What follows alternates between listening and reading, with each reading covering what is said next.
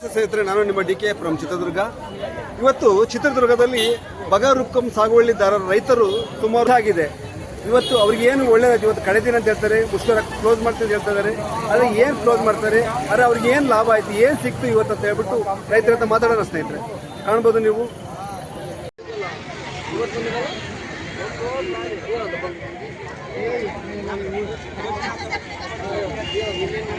ಭೂಮಿ ಮತ್ತು ನದಿಯ ಉಚಿತ ಹೋರಾಟ ಸಮಿತಿಗೆ ನಮ್ಮ ಭೂಮಿ ನಮ್ಮ ಹಕ್ಕು, ನಮ್ಮ ಭೂಮಿ ನಮ್ಮ ಹಕ್ಕು. ಎಲ್ಲಾ ಜಾತಿಯ ಬಡವರಿಗೆ ಭೂಮಿ ಬೇಕೇ ಬೇಕು, ಎಲ್ಲಾ ಜಾತಿಯ ಬಡವರಿಗೆ ಭೂಮಿ ಹಕ್ಕು ಬೇಕೇ ಬೇಕು, ಸಾಗುವಳಿದಾರರ ಭೂಮಿ ಹಕ್ಕು ಬೇಕೇ ಬೇಕು. ಭೂಮಿ ಮತ್ತು ವಸತಿ ಹಕ್ಕು ಹೋರಾಟ ಸಮಿತಿಗೆ, ಮತ್ತು ವಸತಿ ಹಕ್ಕು ಹೋರಾಟ ಸಮಿತಿಗೆ ಬೇಕೇ ಬೇಕು, ಬೇಕೇ ಬೇಕು.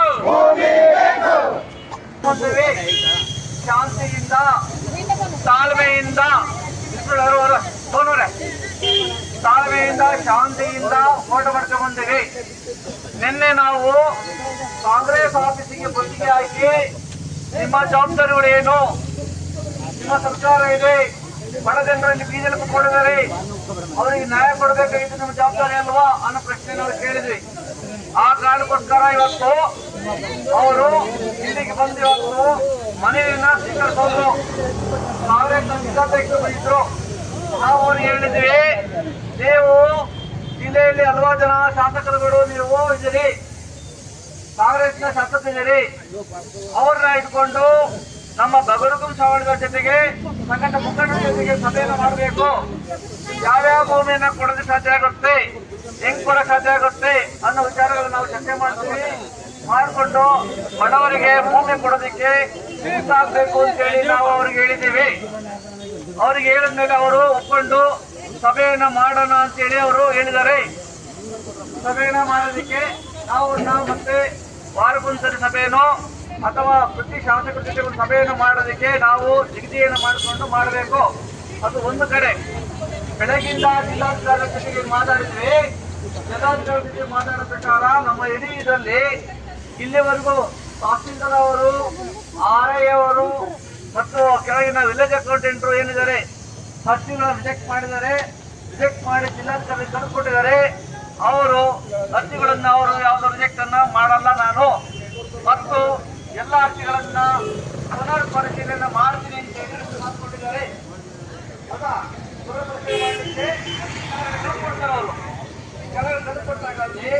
ಅವರು ಪ್ರತಿ ಜಮೀನಿಗೂ ಅಲ್ಲಿನ RI ಬರಬೇಕು, ಪ್ರತಿ ಇದಕ್ಕೂ ಕೂಡ ಅಲ್ಲಿನ ಕೆಲವೊಂದು ಅಧಿಕಾರಿಗಳು ಬರಬೇಕು ಮತ್ತು ರಿಜೆಕ್ಟ್ ಮಾಡಬೇಕು. ಯಾವ ಭೂಮಿಯಲ್ಲಿ ಅವರಿದ್ದಾರೆ, ಯಾವ ಭೂಮಿಯಲ್ಲಿ ಇಲ್ಲ, ಮತ್ತು ಅವರು ಎಷ್ಟು ಎಕರೆ ಮಾಡಿದ್ದಾರೆ, ಅವರ ಇಡೀ ಇದನ್ನ ಕುಟುಂಬಕ್ಕೆ ಎಷ್ಟು ಎಕರೆ ಇದೆ ಅನ್ನೋದೆಲ್ಲ ಲೆಕ್ಕಾಚಾರ ಹಾಕೊಂಡು ಅವರು ಒಂದು ರಿಪೋರ್ಟ್ ಅನ್ನು ಹಾಕ್ತಾರೆ. ರಿಪೋರ್ಟ್ ಆದ್ಮೇಲೆ ಕೇಳ್ಕೋಬೇಕು, ಗೊತ್ತಾಗುತ್ತೆ. ಆ ರಿಪೋರ್ಟ್ ಆದ್ಮೇಲೆ ಅವರು ಕಂಪನಿ ಮುಂದೆ ಇಡಬೇಕು. ಅವರು ಮಾಡ್ತಾರೆ. ಆದ್ರಿಂದ ಏನು ಕೆಲಂತದ ಭೂಮಿ ರಿಪೋರ್ಟ್ ಅನ್ನು ಕೊಡ್ತೀನಿ ಅಂತ ಹೇಳಿದರೆ, ಆ ರಿಪೋರ್ಟ್ ಅನ್ನ ಕೊಡ್ಬೇಕಾದ್ರೆ ನಮ್ಮ ಮಾಹಿತಿ ನಮಗೊಂದು ಕಾಪಿ ಕೊಡ್ತಾರೆ.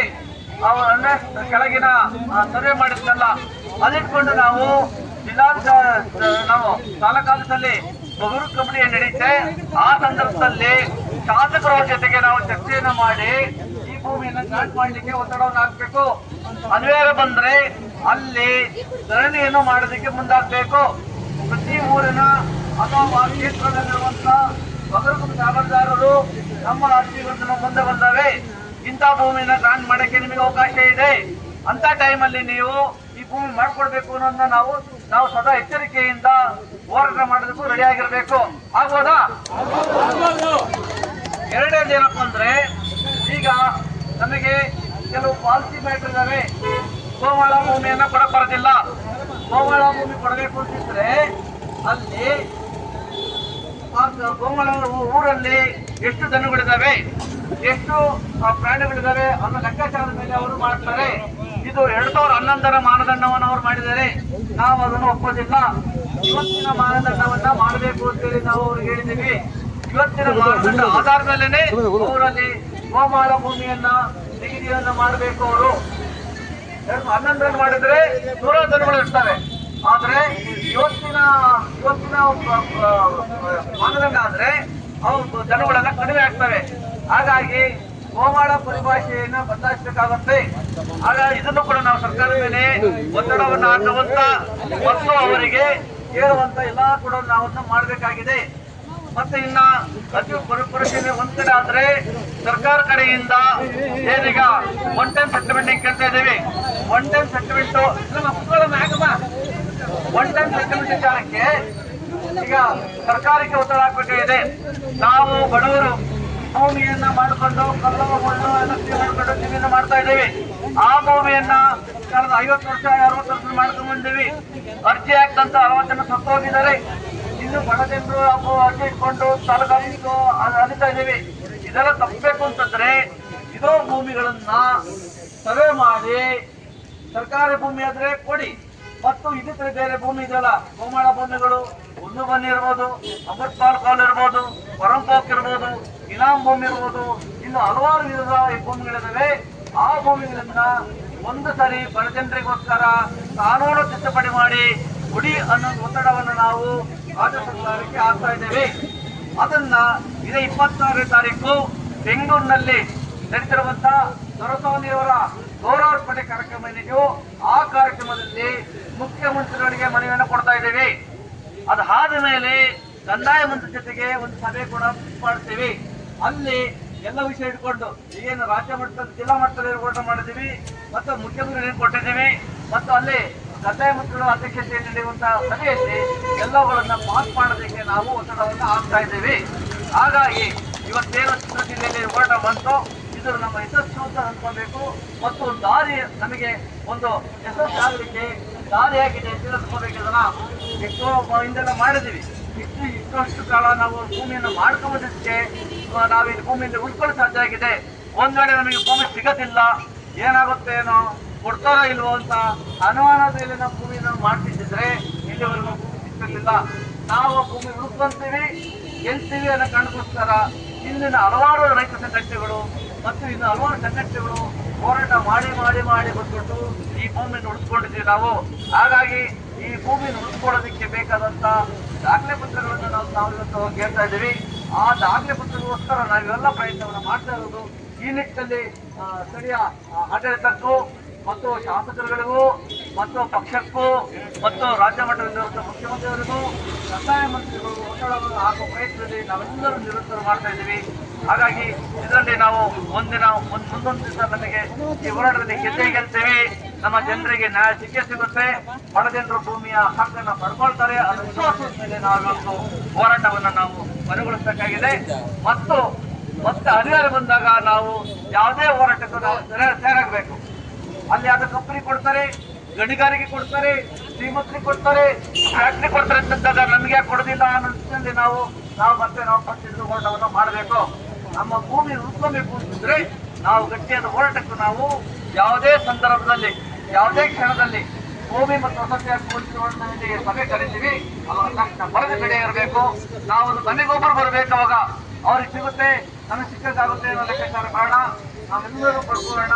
ಪ್ರತಿಯೊಬ್ಬರು ಕೂಡ ರೆಡಿ ಆಗಬೇಕು. ಕರೆದಾಗ ನಮ್ಮ ಸಮಿತಿಯನ್ನು ಕರೆಯುತ್ತೆ. ಅಂತ ಸಂದರ್ಭದಲ್ಲಿ ನೀವು ಸಿಗಬೇಕು. ಮತ್ತು ಇದರಲ್ಲಿ ಯಾರ ಒಂದು ಹಣದಿಂದ ಸ್ವಲ್ಪ ಕೆಲಸ ಸ್ಟಾರ್ಟ್ ಆದ್ಮೇಲೆ ಸ್ಟಾರ್ಟ್ ಆಗುತ್ತೆ. ಯಾರಾದ್ರೂ ಉಟ್ಕೊಳ್ತಾರೆ. ಟೀಚರ್ ಹೇಳ್ತಾ ಇದ್ರು ಹಳ್ಳಿಗಳಲ್ಲಿಗೆಲ್ಲ ಪೈರುದಾರಗಳು ಮತ್ತು ಮಧ್ಯಸ್ಥಗಾರರು ಇಟ್ಕೊಂಡಿದ್ದರಿಂದ ನಾವು ಮಧ್ಯಸ್ಥರ ಇಟ್ಕೊಂಡು ನಾವು ಕೂಡ ಕೊಟ್ಟು ಹಣವನ್ನು ಕಳ್ಕೊಂಬೇಡಿ.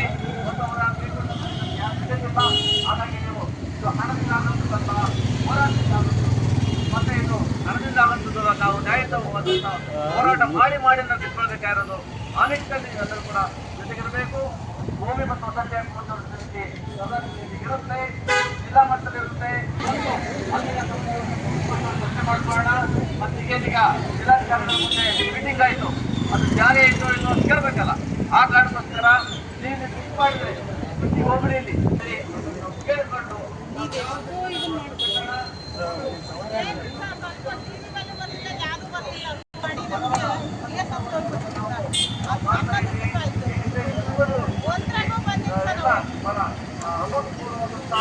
ಬೆಂಬಲವನ್ನು ಕೊಟ್ಟಿದ್ದೀರಿ. ರಾಷ್ಟ್ರೀಯ ಅಕ್ಷರಾಸ್ಯತೆ ಉಳಿಸ್ತೀವಿ. ಇಲ್ಲಿ ಎಷ್ಟೇ ಕಷ್ಟ ಆದ್ರೂ ಕೂಡ ನೋವಾದ್ರೂ ಕೂಡ ನೀವು ಬಂದು ಉಳ್ಕೊಂಡು ಕುಮಾರ್ ಸರ್, ಇವತ್ತಿಗೆ 11 ದಿವಸ ಆಯ್ತು ಸ್ಟಾರ್ಟ್ ಮಾಡಿ, ಇವತ್ತಿಗೆ ಕೈ ಬಿಡ್ಬೇಕಂತ ಇದ್ದೀರಾ. ಏನ್ ಸಿಕ್ತು ನಿಮ್ಗೆ ಇಲ್ಲಿ ಕೈ ಬಿಡ್ಬೇಕಂತಿದ್ದೀರಿ? ಕಳೆದ 11 ದಿನಗಳಿಂದ ನಾವು ಇಲ್ಲಿ ಹೋರಾಟ ಮಾಡ್ತಾ ಇದ್ವಿ. ನಾವು 5-6 ಡಿಮ್ಯಾಂಡ್ಗಳನ್ನು ಮುಖ್ಯ ಇಟ್ಕೊಂಡಿದ್ವಿ. ನಂಬರ್ 1 ಡಿಮ್ಯಾಂಡು 110 ಸೆಟಲ್ಮೆಂಟ್ ಮೂಲಕ ರಾಜ್ಯದ ಬಗರ್ಹುಕುಂ ಸಮಸ್ಯೆಗಳನ್ನು ಬಗೆಹರಿಸಬೇಕು. ಅದಕ್ಕೆ ಸರ್ಕಾರ ಕ್ರಮ ತಗೊಳ್ಬೇಕು ಅನ್ನೋ ವಿಚಾರಕ್ಕೆ ಜಿಲ್ಲಾಡಳಿತ ಅವರಿಗೆ ಸರ್ಕಾರಕ್ಕೂ ಮನವಿ ಕೊಡಬೇಕು ಅಂತ ಅವ್ರು ಹೇಳಿದ್ರೆ ಅದು ಕೊಡ್ತೀವಿ ಅಂತಂದರೆ.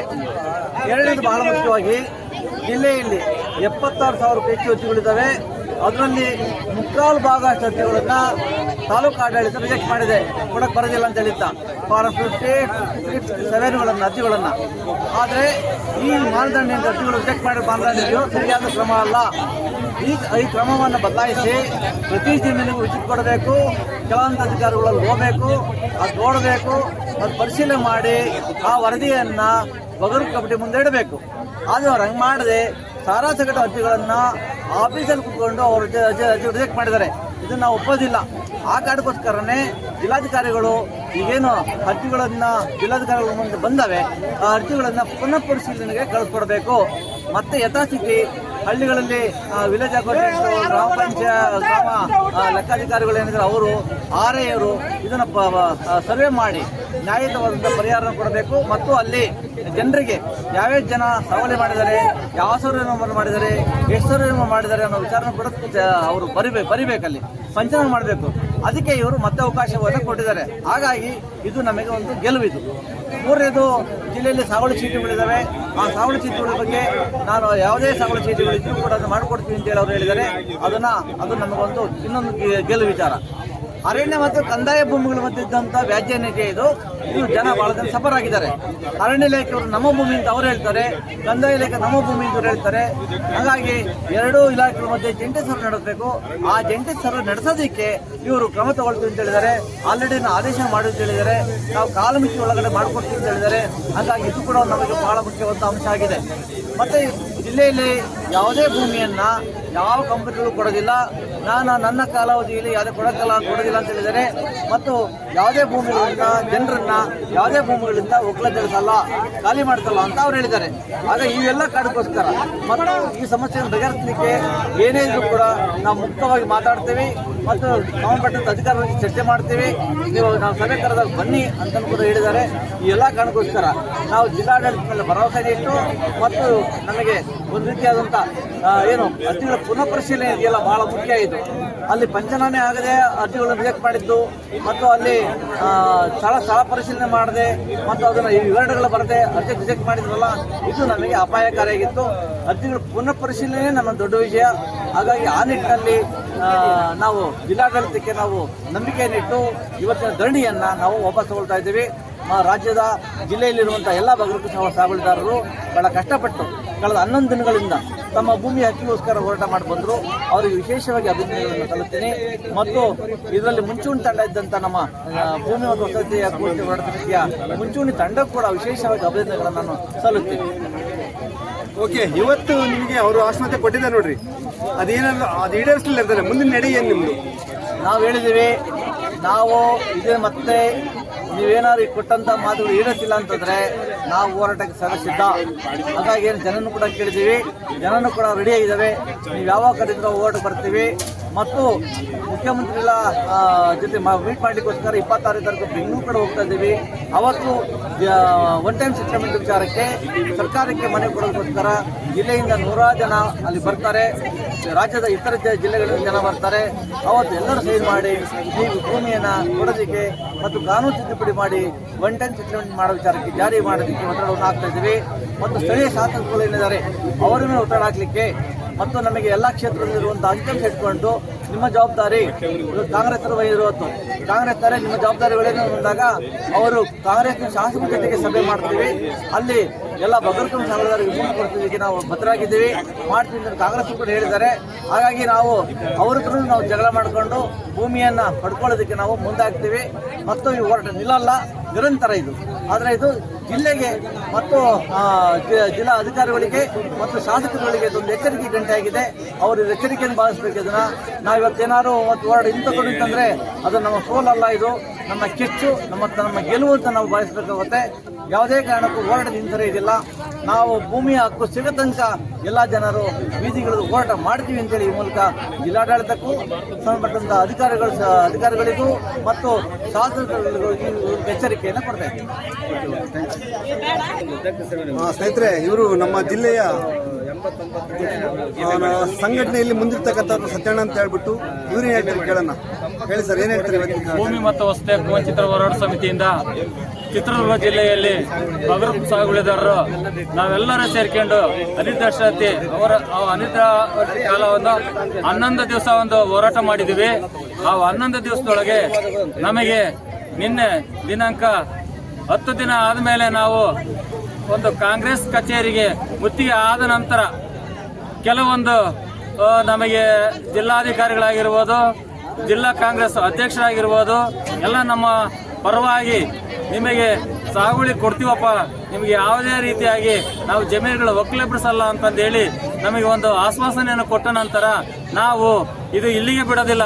ಮುಂದೆ ಕರ್ನಾಟಕದ ಮುಖ್ಯಮಂತ್ರಿಗಳಾದ ಸಿದ್ದರಾಮಯ್ಯ ಸಾಹೇಬ್ರ ಸಮೇತ ನಾವು ಈ ಹೋರಾಟವನ್ನು ನಾವು ಮಾಡಿ ನಮಗೆ ಮನವರಿಕೆ ಮಾಡಿ ನಾವು ಏನ್ ಮಾಡ್ತೀವಿ, ನಮಗೆ ಹಕ್ಕುಪತ್ರ ಕೊಡಿಸುವ ಅಂತ ಕೇಳಿ ನಾವು ಒಂದೆರಡು ಮಾತುಗಳು ಹೇಳಿ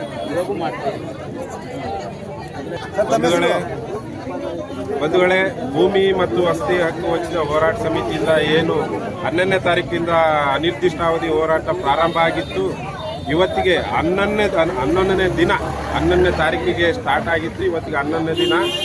ಇವತ್ತು ನಿನ್ನೆ ನಾವು ಜಿಲ್ಲಾ ಕಾಂಗ್ರೆಸ್ ಆಫೀಸ್ನ ಮುತ್ತಿಗೆ ಹಾಕಿದ್ವಿ. ಅದ್ರ ಫಲ ಮತ್ತೆ DC ಆಫೀಸ್ ಮುಂದೆ ಇಷ್ಟು ದಿವಸ ನಾವು ಹೋರಾಟನ ಹಮ್ಮಿಕೊಂಡಿದ್ದ ಫಲವಾಗಿ ಇವತ್ತು DC ಅವರು ನಮಗೆ ಕರೆದು ನಿಮ್ಮ ಏನು ಸಾಗುವಳಿ ಅರ್ಜಿಗಳು ಹಾಕಿರೋಂಥ ಅರ್ಜಿಗಳು ಏನು ರಿಜೆಕ್ಟ್ ಆಗಿದ್ದಾವೆ ಮತ್ತು ಅರಣ್ಯ ಇಲಾಖೆಗೆ ಉಳುಮೆ ಮಾಡ್ತಿರೋಂಥವರಿಗೆ ಏನು ತೊಂದರೆ ಆಗಿದೆ, ಅರಣ್ಯ ಇಲಾಖೆಯವರು ನಮ್ಮ ಗಡಿಗೆ ಬರುತ್ತೆ ಅಂತಂದೇಳಿ ಅವ್ರ ವಾದ, ಕಂದಾಯ ಇಲಾಖೆಯವರು ನಮ್ಮ ಗಡಿಗೆ ಸೇರುತ್ತೆ ಅಂತ ಹೇಳಿ ಇವ್ರ ವಾದ. ಇಂಥವನ್ನ ಜಂಟಿ ಸರ್ವೆ ಮಾಡಬೇಕು ಅಂತಂದೇನು ಹೇಳಿ ನಾವು ಕೇಳ್ಕೊಂಡಿದ್ವಿ. ಅದನ್ನು ಒಪ್ಕೊಂಡಿದ್ದಾರೆ. ಅವನ್ನ ಜಂಟಿ ಸರ್ವೆ ಮಾಡಿ ಆ ಭೂಮಿ ಯಾವಕ್ಕೆ ಬರುತ್ತೆ, ಅರಣ್ಯ ಇಲಾಖೆಗೆ ಬರುತ್ತೋ ಅಥವಾ ಕಂದಾಯ ಇಲಾಖೆಗೆ ಬರುತ್ತೋ ಅಂತಂದರೆ ಗೊತ್ತಾದರೆ ಕಂದಾಯ ಇಲಾಖೆಗೆ ಬಂದರೆ ನಾವು ನಿಮಗೆ ಏನು ಪಾಣಿ ಮಾಡಿಕೊಡ್ಬೋದು, ಅದ್ರ ಮೇಲೆ ಏನು ಕ್ರಮ ವಹಿಸಿ ನಿಮಗೆ ಆ ಜಮೀನನ್ನು ನಿಮಗೆ ಉಳಿಸ್ಕೊಡೋ ಪ್ರಯತ್ನ ಮಾಡ್ಬೋದು. ಅದನ್ನು ನಾವು ಮಾಡ್ತೀವಿ. ವಿತ್ ರೆಕಾರ್ಡ್ ಸಮೇತ ನಮಗೆಲ್ಲ ಪಾಯಿಂಟ್ ಹೇಳಿದ್ದಾರೆ. ಈ ಒಂದು ವಿಷಯ ನಮ್ಮ ಎಲ್ಲ ಭೂರಹಿತ ಸಾಗುವಳಿದಾರರಿಗೆ ಒಂದು ಸಂತಸ ಸುದ್ದಿ. ಮತ್ತು ಏನು ಈಗ ರಿಜೆಕ್ಟ್ ಆಗಿದೆ 70,000 ಅರ್ಜಿಗಳು, 57 ಸರ್ವೆ ನಂಬರ್ 57 ಅಲ್ಲ, ಫಾರಂ ನಂಬರ್ 57 ಅರ್ಜಿ. ಆ ಅರ್ಜಿನ ಮರುಪರಿಶೀಲನೆ ಕೇಳಿದ್ವಿ. ಅವನ್ನು ಮರುಪರಿಶೀಲನೆ ಮಾಡ್ತೀವಿ ಅಂತಿದ್ದಾರೆ. ಕೆಳ ಹಂತದಲ್ಲಿ ಅಂದರೆ ತಾಲೂಕು ಮಟ್ಟದಲ್ಲಿ RI ಮತ್ತು VA ಇವರು ತಹಶೀಲ್ದಾರ್ ಲೆವೆಲ್ನಲ್ಲಿ ಏನು ರಿಜೆಕ್ಟ್ ಆಗಿದ್ದು ಆ ಅರ್ಜಿಗಳು ನಮ್ಮ ಹತ್ರ ಬಂದಿದ್ದಾವೆ. ಅದನ್ನು ನಾನು ಇನ್ನೂ ರಿಜೆಕ್ಟ್ ಮಾಡಿಲ್ಲ ಅಂತಂದು DC ಅವರು ಹೇಳಿದ್ದಾರೆ ನಮಗೆ. ಆ ರಿಜೆಕ್ಟ್ ಮಾಡಿದರೆ ಮತ್ತೆ ನೀವು ಭೂಮಿ ಪಡೆಯೋದು ಕಷ್ಟ ಆಗುತ್ತೆ. ಇಲ್ಲಿಂದ ಹೈಕೋರ್ಟು ಅಥವಾ ಇನ್ನೊಂದು ಕೋರ್ಟಿಗೆ ಅಲ್ಲದು ಹಣ ಖರ್ಚು ಮಾಡಿ ನೀವು ಮಾಡಿಸ್ಕೊಳ್ಳೋಷ್ಟು ಆ ಒಂದು ಹಣದ ವ್ಯವಸ್ಥೆ ನಿಮ್ಮ ಹತ್ತಿರಲ್ಲ. ತೀರಾ ಬಡವರಿದ್ದಾರೆ ಅಂತಂದೇಳಿ ನಾವು ಮನಗಂಡು ಅವನ್ನ ರಿಜೆಕ್ಟ್ ಮಾಡ್ದೇನೆ ಹಾಗೆ ಇಟ್ಟಿದ್ವಿ. ಅವನ್ನ ಈಗ ಮರುಪರಿಶೀಲನೆಗೆ ಮತ್ತೆ ಕಳಿಸ್ತೀವಿ ನಿಮ್ಮ ಒತ್ತಾಯದ ಮೇರೆಗೆ ಅಂತಂದು ಹೇಳಿದ್ದಾರೆ. ಹಾಗಾಗಿ ಈ ಒಂದು ಹೋರಾಟ ನಮ್ಮ ಭೂಮಿ ವಸತಿ ಹಕ್ಕು ವಂಚಿತ ಹೋರಾಟ ಸಮಿತಿಯ 11ನೇ ದಿನದ ಹೋರಾಟ ಒಂದು ಅಲ್ಪ ಮಟ್ಟದ ಯಶಸ್ಸನ್ನು ಕಂಡಿದೆ ಅಂತ ನಾವೆಲ್ಲ ಭಾವಿಸ್ತಾ ಇದ್ವಿ. ಈ ಒಂದು ಭಾವನೆ ಹೀಗೆ ನಮಗೆ ಆಸೆ ಅನ್ನೋದು ಬರಲಿ, ಆ ಹಕ್ಕು ಬರಲಿ ಅನ್ನೋದನ್ನ ಆಸೆ ಇಟ್ಕೊಂಡು ನಾವು ಇವತ್ತೆಲ್ಲ ನಮ್ಮ ಗ್ರಾಮಗಳಿಗೆ ತೆರಳ್ತಾ ಇದ್ದೀವಿ. ನಮಸ್ಕಾರ, ಧನ್ಯವಾದಗಳು.